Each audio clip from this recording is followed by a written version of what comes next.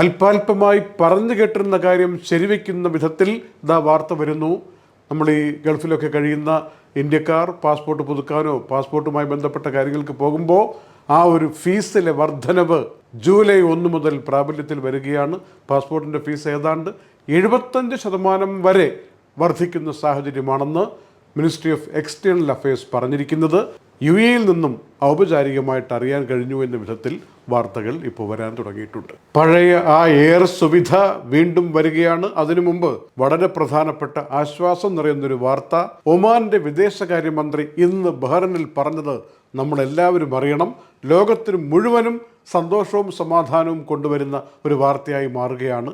Hormuz കടലിടുക്കിലൂടെ കപ്പലുകൾ കടന്നു പോകുമ്പോൾ ട്രാൻസിറ്റ് ഫീസ് ഒന്നും ഏർപ്പാടാക്കാൻ ഉദ്ദേശിക്കുന്നില്ല എന്ന അർത്ഥത്തിലാണ് ഒമാൻ്റെ മന്ത്രി ഇന്ന് ബഹ്റൈനിൽ പറഞ്ഞത്.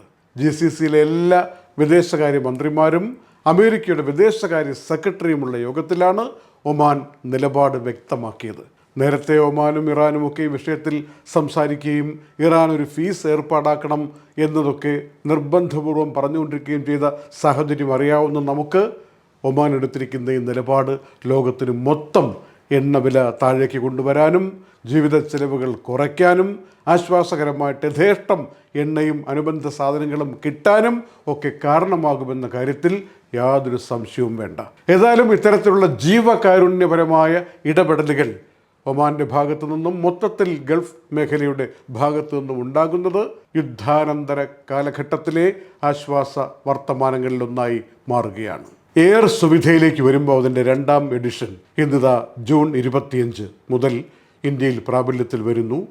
പുറത്തുനിന്ന് വരുന്ന എല്ലാ യാത്രക്കാർക്കും, പ്രത്യേകിച്ച് യിൽ നിന്ന് വരുന്നവർക്കൊക്കെ നിർബന്ധമാണെന്ന അർത്ഥത്തിലുള്ള വാർത്തയാണ് ഇന്ത്യയുടെ സിവിൽ ഏവിയേഷനിൽ നിന്ന് പുറത്തു വരുന്നത്. കയറുന്നതിന് മുമ്പ് തന്നെ ഈ എയർ സുവിധ 2.0 ഈ സൈറ്റിൽ നമ്മൾ പോയിട്ട് നമ്മുടെ ആരോഗ്യ സംബന്ധമായ ഒരു സെൽഫ് ഡിക്ലറേഷൻ ആ ഫോം പൂരിപ്പിച്ചിരിക്കണം. എന്നിട്ട് അതിൻ്റെ ആ ഒരു ഫോമിൻ്റെ ഡൗൺലോഡ് ചെയ്ത പോർഷൻ നമ്മൾ കയ്യിൽ വെക്കണം. എമിഗ്രേഷൻ ചെല്ലുമ്പോൾ നമ്മളത് പൂരിപ്പിച്ചു എന്ന് പറഞ്ഞ് കൊടുക്കണം. കഴിഞ്ഞ 21 ദിവസങ്ങൾക്കിടയിൽ നമ്മൾ ഈ ഏതെങ്കിലും രാജ്യം എബോള ബാധിച്ച രാജ്യങ്ങൾ സന്ദർശിച്ചിട്ടുണ്ടോ? ഉഗാണ്ട പോലുള്ള രാജ്യങ്ങളുണ്ടല്ലോ, കോങ്കോ പോലുള്ള രാജ്യങ്ങൾ. അതില്ല എന്നുള്ള സർട്ടിഫിക്കറ്റ് നമ്മൾ സ്വയം സാക്ഷ്യപ്പെടുത്തുന്നതാണ് എയർ സുവിധയുടെ ഈ 2ാം എഡിഷനിലുള്ളത്. അപ്പോൾ നമുക്ക് എന്തെങ്കിലും പ്രശ്നങ്ങളോ ആരോഗ്യ പ്രശ്നങ്ങളോ ഉണ്ടോ, അത്തരത്തിൽ സംശയിക്കുന്ന വിഷയങ്ങളുണ്ടെങ്കിൽ രേഖപ്പെടുത്തണമെന്നാണ്. അത് ഇന്നു മുതൽ തന്നെ പ്രാബല്യത്തിൽ വരികയാണ് എന്നാണ് ഇന്ത്യയുടെ സിവിൽ ഏവിയേഷൻ അറിയിച്ചിരിക്കുന്നത്. ഇത് ലോകാരോഗ്യ സംഘടനയുടെ ഗൈഡ് ലൈൻസിനെ, മുന്നറിയിപ്പിനെ മുൻനിർത്തിയാണ് ഇന്ത്യയുടെ സിവിൽ ഏവിയേഷൻ ഇങ്ങനെയൊരു തീരുമാനം എടുത്തിരിക്കുന്നത്. യുദ്ധം അവസാനിപ്പിക്കുന്ന കരാർ സജീവമായി മുന്നോട്ട് നീങ്ങുന്നു എങ്കിലും അസ്വസ്ഥപ്പെടുത്തുന്ന ചില കാര്യങ്ങൾ കടന്നു വരുന്നത് ഇങ്ങനെയാണ്. ഒന്നാമത്തേത്, ഇസ്രയേലും ഹിസ്ബുള്ളയുമായിട്ടുള്ള വിഷയങ്ങൾ, ലെബനോനിൽ സംഭവിച്ചുകൊണ്ടിരിക്കുന്ന കാര്യങ്ങൾ. അതിൽ ഈ കരാറുകളൊക്കെ എഴുതി വച്ചിരിക്കുന്നു, സീസ് ഫയർ ഉണ്ട്, വെടിനിർത്തലുമായിട്ട് മുന്നോട്ട് പോവുകയാണ്. എങ്കിലും അവിടങ്ങളിൽ ചില്ലറ ആക്രമണങ്ങൾ ഉണ്ടാവുകയും മരണം സംഭവിക്കുകയും ചെയ്യുന്നു എന്ന വാർത്തകളൊക്കെ പല ഭാഗത്തുനിന്നും വരികയാണ്. മാത്രമല്ല, ഈ പ്രധാനപ്പെട്ട ചില മേഖലകളിൽ നിന്ന് ഇസ്രയേലിൻ്റെ സൈന്യം പിന്മാറുന്ന പ്രശ്നമില്ല എന്ന് ഇസ്രയേലിൻ്റെ ഫോഴ്സ് വ്യക്തമാക്കിയിരിക്കുന്നു. അതൊരു വിഷയം.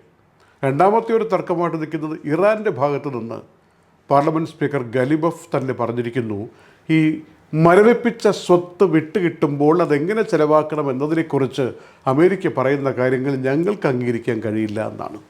അതായത് അമേരിക്കയിൽ നിന്ന് കാർഷിക വസ്തുക്കൾ വാങ്ങാൻ വേണ്ടി ഈ കാശിനെ വിനിയോഗിക്കണം എന്ന് അമേരിക്ക പറയുന്നത് ഒരു കാരണവശാലും അംഗീകരിച്ച് കൊടുത്തിട്ടില്ല, അംഗീകരിച്ച് കൊടുക്കുകയുമില്ല എന്ന് ഇറാൻ പറയുമ്പോൾ അതിൻ്റെ പേരിൽ വൈരുദ്ധ്യങ്ങൾ ഉണ്ടായിട്ട് എന്തെങ്കിലും അസ്വസ്ഥതകൾ തലയെടുക്കുമോ എന്ന് അന്താരാഷ്ട്ര മാധ്യമങ്ങൾ, നിരീക്ഷകർ സംശയിക്കുകയാണ്. ഏതായാലും അത്തരം വിഷയങ്ങളൊന്നും പൊന്തി വരാത്ത നല്ലൊരു ഭാവിയിലേക്ക്, സമാധാനത്തിൻ്റെ നാളുകളിലേക്ക് വളരെ കഷ്ടപ്പെട്ട അസ്വസ്ഥത ബാധിച്ച മനുഷ്യ സമൂഹം ഇനിയെങ്കിലും മുന്നോട്ട് പോകട്ടെ എന്ന് ആശിച്ചുകൊണ്ട് ഇന്നത്തെ നൈറ്റ് അപ്ഡേറ്റ് സമാപിക്കുന്നു.